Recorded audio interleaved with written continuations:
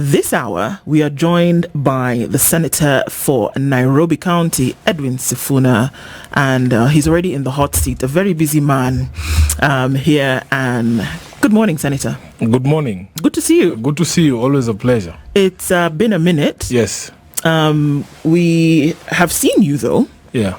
And we've heard you. Yeah. And it seems that people are afraid of you. Well, why would anyone be afraid of me? It's a wonder. I was more afraid of coming into this building this morning because I've been hearing things about you people. Good things, I I'm want sure. to be assured that I will not live here with anything contagious. It's good to see that you're all in good health. Welcome. Thank you. Okay.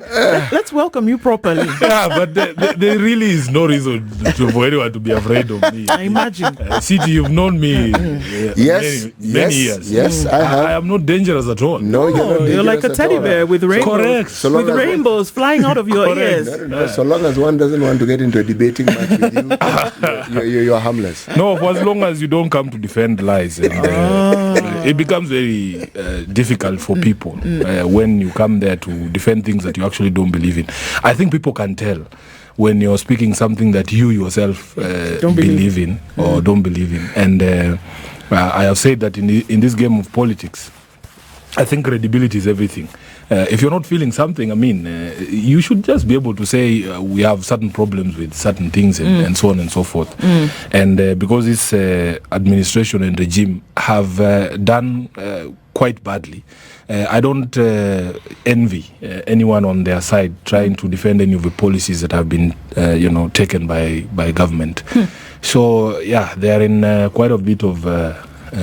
in a spot of bother. A spot of bother, yes. We'll look into some of the details. We'll look at two centers. Yeah. We'll talk about that today. But City wants to welcome you properly. And Yes, with famous city proverbs. Yes. I don't know which country we are going to go to. Let's tell you where he got a visa to this week. We are in Cape Verde, that is in English. Yes. Cabo Verde in Portuguese. Mm-hmm. An aging man gets closer to his land, and an aging husband gets closer to his wife. Where do you get this thing? Cape Verde. Yeah. But we've seen it in practice. People who retire from work here in Nairobi in civil service, they go back home to get closer to where they will lie after the Lord calls them. Okay. So maybe the people of Cape Verde are referring to that. I don't know about the wife, but of course, at that particular point in time, you don't have the energy to... They also get closer to where they will lie when they come to the end of their... No, they hardly lie there. They hardly lie there anyway, but that is the person who will take care of you when you're not looking your best. Your best. Long-suffering wives have to, deal with the last vestiges of anything good. The weathered version of yourself. Yes. Yeah. Okay, let's look at some of these issues, shall we? Yes. So, we want to talk about, centers whereby, of course, the center kind of holds everything together. Yeah. And then we have, the different arteries that then pump life. Yeah. So there are two things that we could speak about today. And one of those would be the center of the party for which you're Secretary General. Absolutely. And there have been discussions. Raila Odinga, will he take up the AUC position? Will it be given to him? Yeah. And thereafter, what happens to ODM? Yeah. And are we seeing that because of him wanting to take up that position, will we then see the almost, difficult to avoid breaking apart of ODM? Because the center, which many have argued and many would have seen, is held together by Raila Odinga. Yeah. What's the status right now? It is a good question on a good day, because this morning we are having the meeting of the National Governing Council of ODM. This is the second highest organ of the party that brings together members of parliament, leaders in the assemblies, the county coordinating chair committees, members of the National Executive Committee of the party. It is a huge organ, but of course second only to the National Governing, National Delegates Convention, which is about 3,000 people. It breaks Raila's heart, I have to say this here, when people discuss about ODM being about him and projecting that without him, the party would not exist or would die.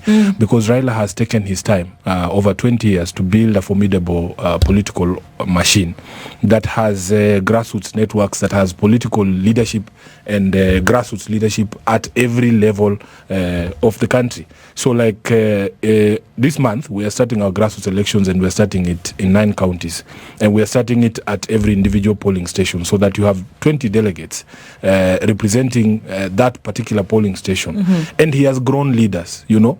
So when he looks around and he hears people saying, oh, without me, this party is going to die, it is something that absolutely just renders all the work that he has done in the last 20 years of building ODM, nugatory. So I want to assure the supporters of ODM and the general public that in fact ODM possesses the capacity to be able to perpetuate itself beyond any single leader. And I have seen a debate around the possibility of his absence from the party. First of all, he himself has come out to say there is no vacancy in the leadership of a party. There is no requirement that if he becomes the AU chairperson, he cannot continue to be the party leader of ODM. And in the kind of world that we live in right now, an interconnected world, where a city can sit here and give us a proverb from Cape Verde, which is farther than Addis Ababa. I don't think that it is going to be difficult for us to get direction from the leadership of the party from Addis in the event that Baba is going to, get that seat. Now, one of the things that he has done is that he has come out to publicly admonish some of the leaders who have, engaged in sectarian and tribal and regional politics when it comes to succession. Because you cannot reduce an entity such as ODM that has representation and membership and leadership from all across the country to any one region or any one sect or any one tribe. And I think it has worked because we have seen a slowdown in some of those conversations. We as leaders in ODM must be very responsible because what is ODM without, say, Hassan Joe? What is ODM without Wycliffe Oparanya? What is ODM without Sifuna? What is ODM without all these people, Wandai and all the others? In fact, if we remain together as the leadership of the party, I think we are quite a formidable force. And even when people argue that Raila's shoes would be very big to fit, my argument is that it would be too big to fit if you are looking at it from a perspective of one leg going in. But if I put my foot in there, Wandai puts his foot in there, Joho's foot is in there, Oparanya's foot is in there, and all these leaders in ODM that Baba has put together, and Mbadi and the others, we will feel that shoe at some point because nobody is trying to be Raila Odinga, and I don't think anybody can be Raila Odinga. You have to be yourself. He has his own style and his own abilities, and we recognize that, and we have encouraged the members of the party not to be drawn into those sectarian fights about who best fits the shoe. And is that a sentiment of consensus across board? I think the consensus will arrive at some point when everybody sees that we are better off together than if we decided that we are going to do this as Western Kenya, we are going to do this as a coast, or this as Luo Nyanza, and so on and so forth. Because I actually believe that ODM is a very formidable force. Just when you go into that meeting, like if you come today at Bomas and you look around the hall and see the people who are there, this is a party that if we were to remain focused, and we are the hope of very many Kenyans, by the way. They might not express it all the time, but people actually have said it to some of us that without ODM, I don't think that many people would have the will to leave. It is that big because you represent a certain hope that we wake up every morning to push back on the darkness, because there are evil people in this country and they found themselves somehow embedded in power, and every single morning they wake up to conjure the worst ills against the people of the republic, and they are looking to see who is this one person, who is this organization that can actually speak out for Mwananchi, or that can actually speak out for the doctors and the medical interns and the nurses and all these other people, the teachers and the common Mwananchi, including the avocado farmer. So they look up to ODM, they look up to the opposition to be able to fill that gap, and we want to assure them that we will not let them down by allowing sectarian or regional or tribal differences to break apart the party. Right. You've heard me ask this question before. Yes. That I know that political parties at the very formation of the idea are for an ideology that will carry the day. It's a vehicle to deliver certain things. And you've always been quite clear about what ODM has. So let's take that and graduate this conversation to the position that you now sit in as Senator for Nairobi. Absolutely. In an oversight role, a member of the party, one would assume that taking some of the tenets of those ideologies and then applying them to the position that you sit in today. We've seen you over the last few weeks sit in different outfits, travel to different parts of the country, asking questions about accountability and the responsibility of certain individuals and what they do. What is the problem right now? Because again, remember, we're talking about centers. Now we're talking about another center of power, another center of responsibility that seems to be falling apart, breaking apart at the seams. And you, in your position of oversight, again, have been very loud about some of these things and how we cannot allow them go to the dogs. What is going on? Well, there are a lot of problems in this country. One of the things that we in ODM believe in, we believe in democratic governance. We believe in respect for constitutionalism. And every time I'm on the floor of the House, if there is a piece of legislation that has come, we always begin with, is that document constitutional? That is what we do as ODM. And in fact, yesterday, if you were watching the proceedings in the House, it was the first time in a long time that I saw a bill that is actually drafted in line with the constitution. I think it is a gambling bill. So it is, most of the times we have seen that bills are originating from the National Assembly that want to take away from the powers that have been vested in county governments. And most of the times you will see like issues such as housing. Housing is a devolved function. The national government has no business getting itself involved in devolved functions. And the pushback you see from us in the House is a reflection of that belief in ODM, that we have first of all to start by respecting the constitution. If you have laws that come to then ruin the fabric of the constitution itself, it is our responsibility to stand up and say that this is something that we do not support. So we try our best. We fight unconstitutional laws on the floor. Of course, Kenyans and the people of Nairobi understand that I am outnumbered. I have publicly put out the number of votes that Kenyans can count on in the Senate. There are only 16 votes, people that I can count on to stand with the manifesto of ODM, the values of ODM, the values of the opposition, and to respect the constitution and the oath that we took as elected representatives. What do you mean only 16 votes? There are only 16 votes. What does that mean? Like, those are count on. Okay. So, for instance, for you to pass any legislation or to stop the passage of a legislation, such as the housing bill, you need 24 votes. So we have 47 total votes. That is, each county has one vote. So if you have 47 senators, you need 24 to be able to do anything in the House. Unfortunately, I've run short by 8 votes. So those 16 senators are the only people I can assure Kenyans, if there is and they need to defend the constitution or to defend devolution, those are the guys who will come through at any particular point in time. The rest of them, I can assure you, those ones cannot be counted upon to stand for anything in the House. Hold on a minute, yes, Senator. 31 senators. Yes. You're essentially saying that if there is anything that is going to uphold the rule of law, uphold the constitution, fight for the livelihoods of Kenyans, that 31 senators will be against the constitution? And that is the position. And I'll give you the classic example. Last year, we had a very serious debate in the Senate on division of revenue. And essentially, the role of a senator who you would expect would be to defend your county government and ensure that you get the highest possible resource allocation. So 2 figures were put on the table. One suggested or proposed by Gachagua and Treasury of 385 billion shillings as shareable revenue to counties. Our own Committee of Finance, chaired by Senator Ali Roba, proposed that we as a Senate, with the mandate to do this work, vote for 407 billion shillings. Any rational person would expect that a senator would vote for 407. That motion was defeated because the Kenya Kwanza senators, who are the majority, voted for a lower figure. And I have asked the question in the House, then what gives you the right to complain? If you go to your county and there are no drugs in hospital, what moral authority do you have to complain? And this is the classic example. If I cannot convince you to take money Like I tried to convince them yesterday to take money on an Arsenal loss. They refused. What else can I convince you over if I can't convince you to take money for your people?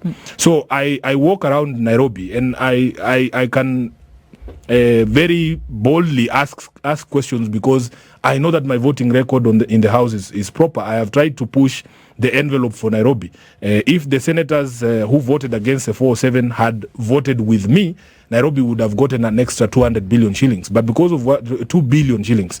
But because of what they did, I lost about 1.5 billion shillings that would have come extra to Nairobi. So last year, Nairobi only got an increment of about 800 million Kenyan shillings. And I am happy that I was able to push that envelope for the people of Nairobi. When you walk around all our health facilities, for instance, there is a project that has stalled at every level 5 hospital in Nairobi. You go to Mutuini, there's an expansion project for the outpatient department that is stalled. We need about 45 million shillings for the contractor to come back. You go to Mbagadi, the story is the same. You go to Mamalusi, the story is the same. You go to Pumwani, the story is the same. Sports stadium, you go to City Stadium. I had my governor saying that the contractor is now back. But when I was there in February, the contractor had abandoned the site.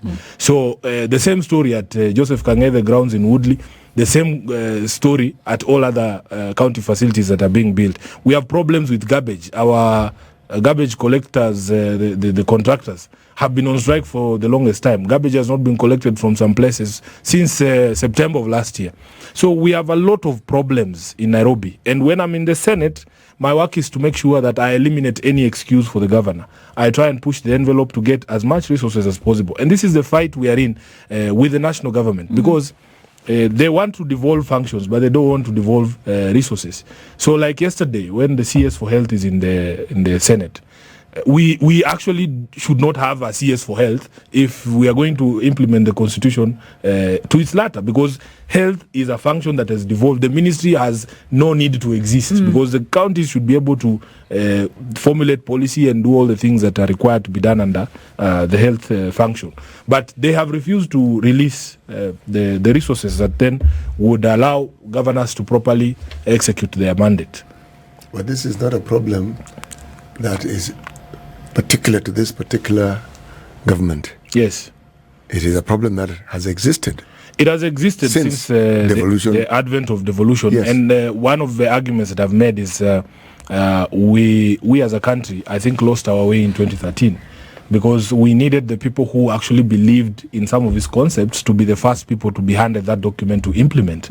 But if you have people who were centralists, people who always believed that the country was better off being run from Nairobi, being the first people to implement, then they don't give oxygen, they don't breathe air into some of these ideas. And that is where I believe we lost the path. We shouldn't be in a situation where governors essentially have to beg for money. Yet it is a constitutional right. And when you hear the national government speaking, you would think that the county governments have all the money. The county governments, as I've told you last year, got only 385 billion shillings out of a 3 trillion plus budget. It is less than 15% of the total budget. So the people with the bulk of the money. And by the way, one of the most interesting things is that whereas everybody can tell how much money comes to their county through devolution, nobody can tell you, city, how much of the central government money is utilized in your county. And that is what the biggest problem is, because the national government has the biggest chunk of resources. But the way they distribute it, it is not looked at and scrutinized the way that we scrutinize the money that goes to the county governments. So I would love for there to be a leadership in this country that publishes a list of all the national government projects that have been undertaken so that we can see the equity in their distribution. If your national government is doing 10 dams, and 9 of them are in one region, where's the equity? Where's the equity? And then when you complain, they tell you, but you have your money with your governor. What is your governor doing? And yet, the chunk of the money is not with the county governments. It's with the national. It's with the national government. I hear you, and I think maybe subtly and sometimes overtly, alluding to the fact that whether at the National Assembly, can't speak for that, you can speak for the Senate, that individuals are doing the bidding of the executive as opposed to representation of the people. Yes. Is that? That is exactly what I have said, because it doesn't make any sense that a member of parliament would vote against the interest of his own people and of himself. So the classic example, another one is the finance bill of last year. You've had members of parliament themselves coming out to say that they didn't know what they were voting for. After they went to the ground and during the implementation of the same law that they passed, they realized it is detrimental, quote unquote, to their own people.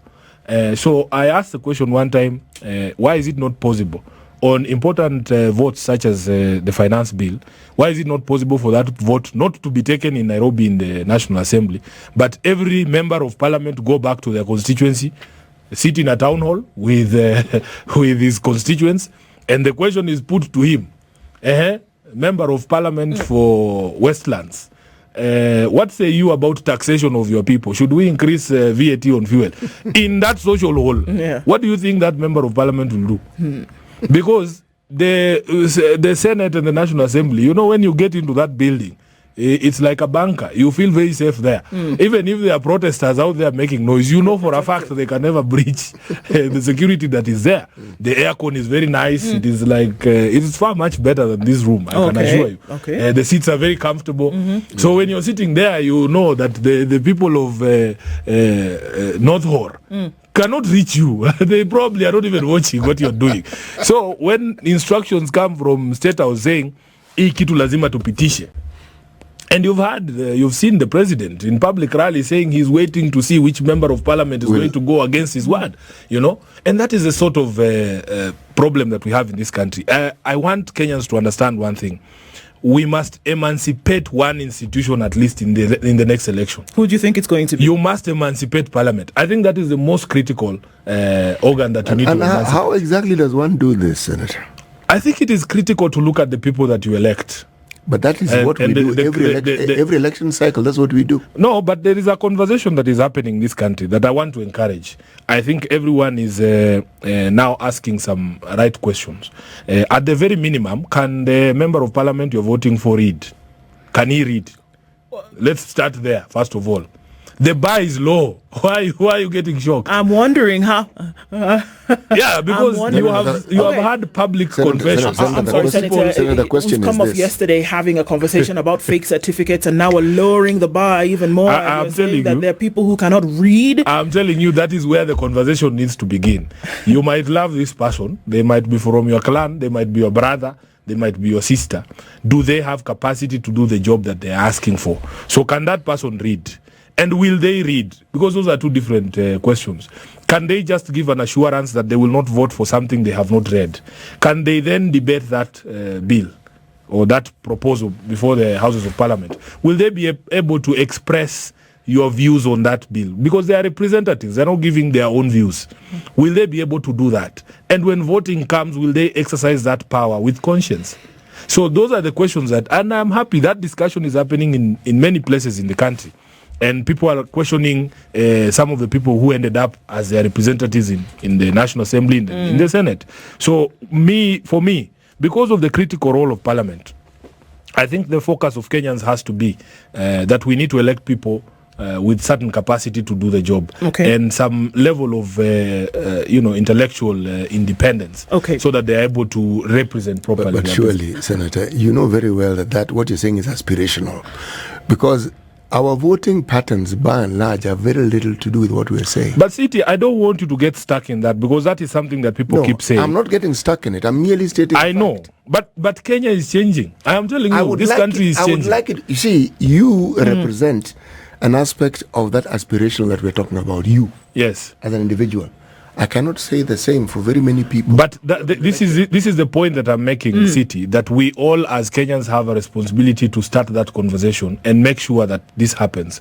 And in many places, I am telling you, these conversations are happening. Because many people, especially the young people, who did not think that politics takes a notice, are actually realizing that politics will never ignore you. And especially immediately you start making any money, it will find you. Whether it's on TikTok or wherever it is you are, we will find you. Looking at the roles of oversight, I asked this question. The Law Society of Kenya president was here the last hour, and some of the questions we asked in terms of investigations that happen, things that are said.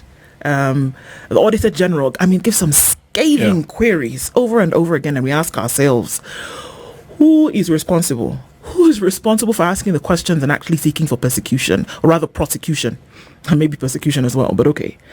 And Parliament is front and center when the question is asked. Yeah. So what's happening in this particular area? I think for us as members of Parliament, and especially us in the Senate, we take our oversight role very, very seriously. And sometimes oversight is interpreted as witch hunt. I have seen newspapers, including the Standard newspaper, claiming that because we are doing our jobs, we have begun early campaigns. When Sifuna goes to Mbagathi to ascertain whether there are drugs at Mbagathi, that doesn't mean I'm running for governor. And I have said it publicly, I am not interested in being governor of Nairobi. Okay. I am happy with the job that I have been given as a senator of Nairobi. It is not a witch hunt against anybody when I request that so-and-so appears before a certain committee or so-and-so appears before the full house. We don't call governors before the Senate to ask them their favorite TikTok filter or your favorite color or your favorite meal. No. We are there to discuss serious issues, and if you impede my oversight duty by refusing to show up to summons of committees of the Senate, I will do it on the media. It is that simple, no. Because look at the instances, for instance, with my governor. What have we been summoning Governor Sakaja over? At the Energy Committee, we summoned Governor Sakaja over the Mradi fire incident. Right. That is not a light matter. It is not a joke. It is something that you would think everybody would prioritize. We have had opportunity to speak to every agency that was involved, either in regulation or licensing of that gas plant. We lost lives there, and it's not a joke. True. So we have spoken to EPRA, we have spoken to the CS. Chirchir made time to come before the Energy Committee. We have spoken to NEMA. The missing link is the governor of Nairobi. At the Housing Committee, what were we calling Sakaja to do? We were not there to, he's not at our favorite. We like to sit we want to see him every day. No. Yeah. We were there because of a petition by residents of the 13 estates that his county government is redeveloping under the Urban Regeneration Program. And these people are saying, the people from Woodley, Jericho Lumumba, they are there asking questions, the questions that only the governor of Nairobi can answer. So when we summon him and he fails to appear 5, 6, 7 times, it is not us he's disrespecting. He's disrespecting the people of Nairobi. And you cannot say that it is a witch hunt. What were we calling him about at the Public Accounts Committee of the Senate? It is precisely what you have asked. We want to interrogate the reports of the Auditor General. These are not Sifuna's reports. It is not Sifuna who said there are 30 roads that are stalled in Nairobi. It is not me. It is not Sifuna saying that there was irregular procurement of bitumen, for instance, in the 2023 report. So when he fails to appear, he is impeding my capacity and the capacity of the Senate to do its job of oversight. Nairobi, by the way, has adverse reports for the last, I think, since devolution began. It is either adverse reports or disclaimers. We want to sit down with Sakaja, and we are not fools. We understand that some of them relate to a period where he was not governor. What we need to do is we need to close those audit queries so that we find out the people responsible, because those people have not gone anywhere. God has preserved them. They have not died. They are there. We know them. We can see them on social media. And Senate has power to call anyone, including people who were previously in that administration. So what you're supposed to do, and we have seen all governors, by the way, all governors appear before committees of the Senate. Yes. It is only my governor who, for some reason, is always traveling and finds an excuse to be outside the country or to be unable to appear before the Senate. Last 2 weeks, I'll give you a classic example. And you might say I'm saying this because he's governor from ODM. There's an old man who is almost 80 years old, and he's a governor of Kisumu. But he appeared before the Parliamentary Committee on Investments, chaired by Ososi, about 2 weeks ago. Last week, he was before the Parliamentary Accounts Committee of the Senate to answer audit queries on behalf of the people of Kisumu. And by the way, even in the instance of Kisumu, there are adverse reports. And we were not there to massage anyone. Our role requires that even if Governor Nyong'o is my political mentor. It is known. He's SG Emeritus. He's one of the people who has, guided me and inducted me in my life in politics. But when I am there, Governor Nyong'o understands that I have a constitutional responsibility to ask questions. And that is exactly what we did. So when you see people evading responsibility and oversight and accountability, there is a problem there. So all we are saying is that, and by the way, we do this for all county governments. One of the things we have realized as senators is that presence on the ground is everything. Because if you sit in your air-conditioned room there at KICC and you're told, we are going on, work at the city stadium is going on, and you are you are there, seated there, you have to go on the ground and see for yourself, including projects that they claim they have completed. If you say you have built Dandora Stadium, yes, people can see the stadium is there. But the job of oversight, you have to go beyond. If they say, if you look at the bill of quantities and it says we were building a 15,000 capacity stadium, go there and count the seats. And make sure that they're 15,000. Correct. That is what oversight is. If you look at the bill of quantities and it tells you that this was supposed to be a concrete structure, and you go there and you find mabati, or the seats were supposed to be mabati and you find plastic, that is the job of oversight. Now, let me ask you something. Yes. From that point where it is clear that there's an issue, and I think this is a bane, from the point where you find that there is an issue, yes, what happens next? Because now, it seems as though, Senator, yes, that we find these problems and we say, okay, yes, we found this problem and we park it. We found this problem and then we put it there. No. We find this problem and then we put it there. What has happened? We actually do not park it. What happens? So the committees have certain powers. And if you follow the discussion last time, there was actually a proposal to stop the disbursement of money to the Nairobi County government. It is an action that we can take so that they remedy all the gaps that we have identified. We recommend prosecutions. There is an officer from the EACC that is embedded in the committee. They sit there with us all the time. There is an officer from Treasury who sits there with us during the audit process. So it is not an exercise in futility. But you need to understand that for us as a Parliament, we can only act within the powers that we have. Some of the frustration that we have expressed is we don't want to be lamenting all the time that a governor has been unable to show up. You find somebody, because the Powers and Privileges Act provides for a fine for somebody who fails to show up to Parliament, and the figure has been set at 500,000 shillings. This is peanuts to some of these governors. It is pocket change. It can barely buy him a business class ticket to Dubai, you know? So what do? We come up with a motion to enhance these fines. We say let it go to 2 million, and we would like to have, as a house, as Parliament, powers of arresting these characters. So that recommendation, and because for me this is extremely serious. Yes. I'm going to paint the picture.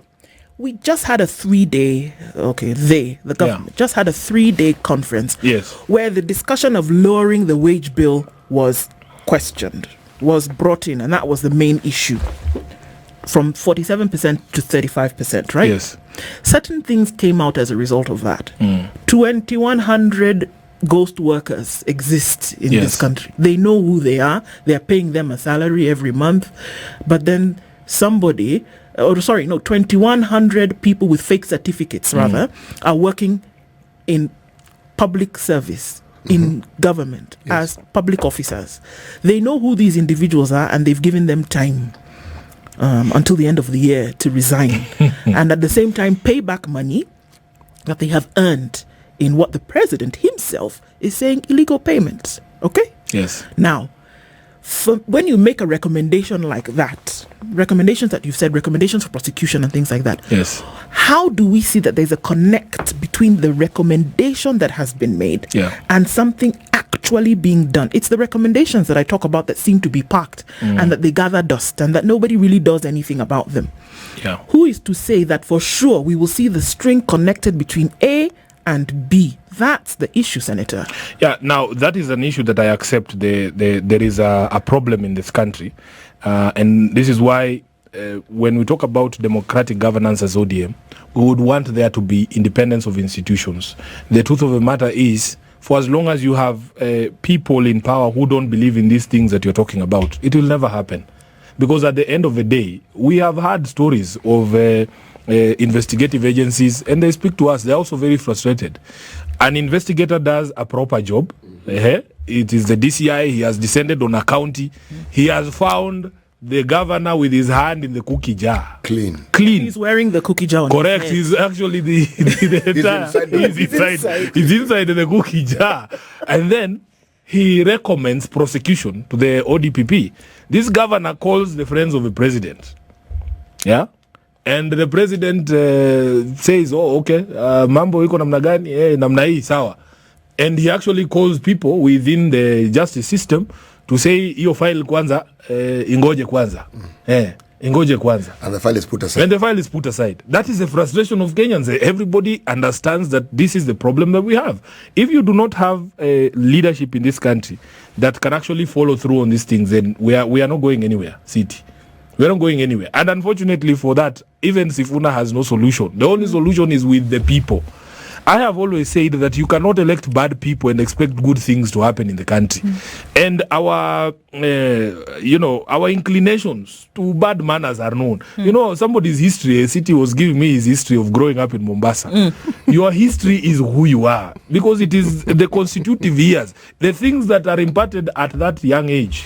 If you grow up as a thief or somebody who lives around people who glorify thievery and stealing, call it whatever it is you want to call it, you are likely when you grow up not to frown upon some of these practices. You are likely to accommodate. Yeah, you're very accommodating to some of these things. Others. Yeah, but you see, it isn't all dark. No, it isn't. You are the one who was trying to paint a dark picture. I was trying to explain to you that Kenyans have begun talking. Actually, painting a realistic picture doesn't mean you're painting a dark picture. Okay. It's just that sometimes the reality is not an easy pill to swallow. Okay? And even the efforts that the Senate is making, it's in the public domain, we see it. Yes. We even report it. Thank you. It isn't void. It isn't for nothing, and it isn't as though it's not bearing fruit. No, yes. It is. You see, what daunts the public is when the public perceives that those who are elected are doing nothing. Yeah. That is what now stupefies them, and they are not unable to move. But so long as there is a sign that there is movement. See, my mind goes back to the history of this country when we had one party. Okay? Yeah. Yet within that one party, there were people who dissent. Yeah. Within that party. And dissent loudly. And at that point in time, they knew there was a cost to that dissent. But they dissented anyway. Okay? Yeah. Now, and I want to encourage you, City, because honestly speaking, I know that at least for the people of Nairobi, the people of Nairobi appreciate the effort. Yes, they can see that the odds are stacked against you, but they want you to put up a fight. Yes. And it is bearing fruit, because I can tell you for a fact, there is things that we have done on that floor of the house that has borne fruit. The classic example is today, the Minister for Defense came to the Senate yesterday after I wrote to him and summoned him to the house to explain to us what is happening at Uhuru Park, because I couldn't get those answers from my governor. And today he's handing up back the park to Nairobians. He had invited me for that ceremony, but of course I have to be here and I have to be at the NGC. Somebody had grabbed Tomboya Social Hall in Makadara.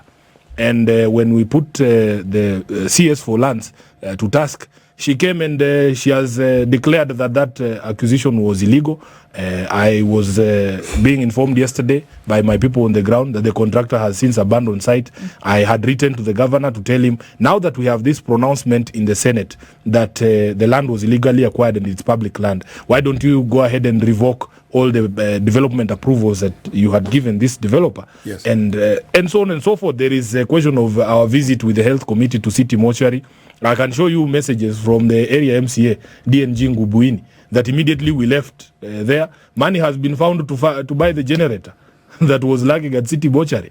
The contractor is back at Woodley, Joseph Kang'e, the grounds. The contractor is back at City Stadium. So the noises that we make in the Senate, it's not futile. It's not futile. No. And I want to assure the people of Nairobi that for as long as I have a voice, for as long as I can talk like the way I'm talking like this, I will speak for them all the time. Some things we will win, some we will lose, because especially those that require a vote. Right. I know. You're just 16. I know I have only 16. But on every other aspect, I can assure the people of Nairobi that I will always speak for them. When we're looking at the country as a whole, yes. Senator, and we see the different things that are going on, whether we're talking about, across board. The one that's probably hitting us hardest right now is the doctor strike, and whether they're going to be people are going to discuss whether they're going to come to a consensus.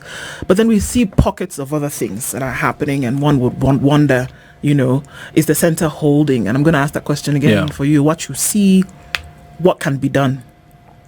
No, I think it is a great challenge, the greatest challenge of our times, that we can have an administration, first of all, that doesn't listen to the people at all.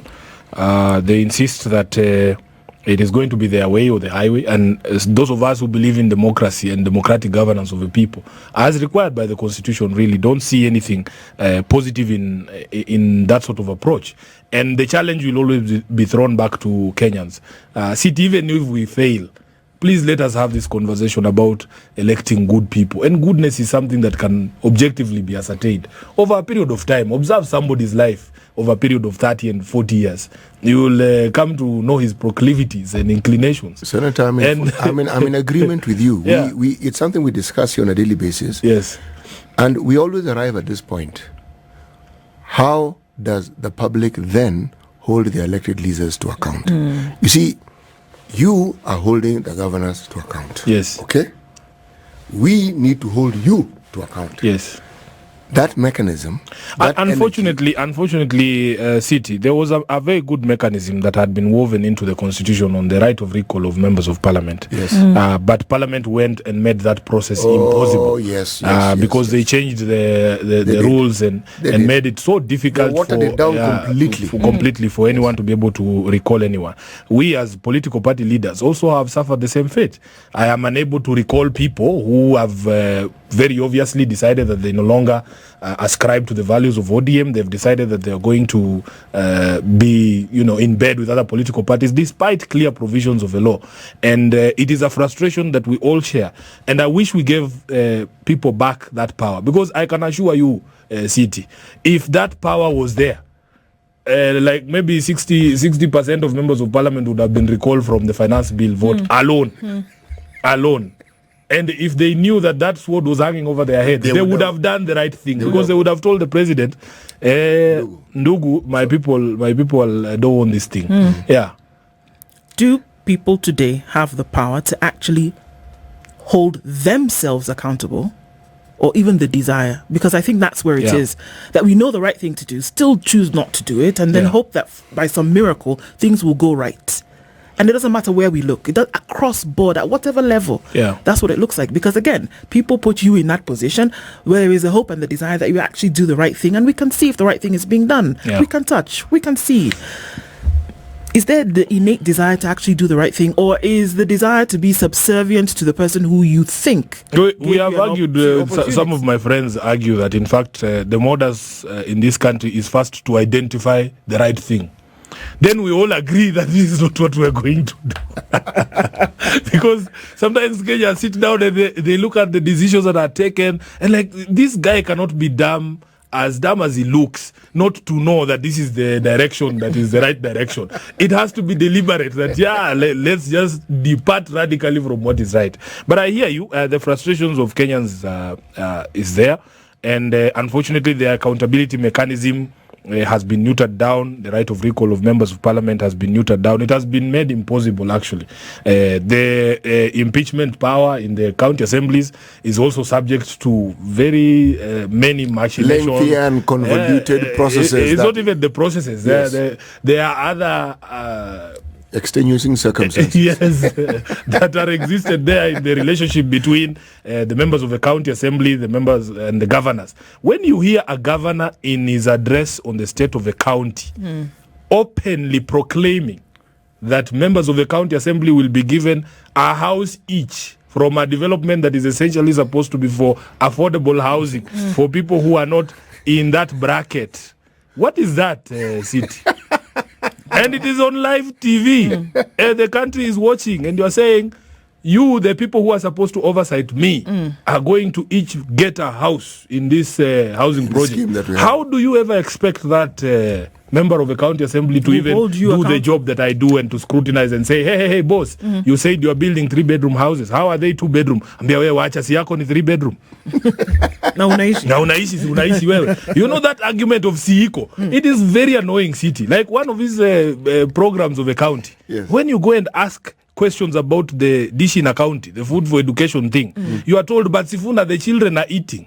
Yeah. Okay, the children are eating. What are they eating? Yes. Where did it come from? Yes. Who brought it? Yes. That is the work of oversight. If I go to a kitchen that is cooking food for our children, and my expectation is that if it is rice, it is Mwea rice, or at the very worst, Aero rice, and I find it is rice from India, am I wrong to ask the question, why are we feeding our children rice from India, and yet they are we actually grow rice. Yes, we actually grow rice. If I go there and ask governor, if 70% of our children are not in public primary schools, why is this program being run only in public primary schools?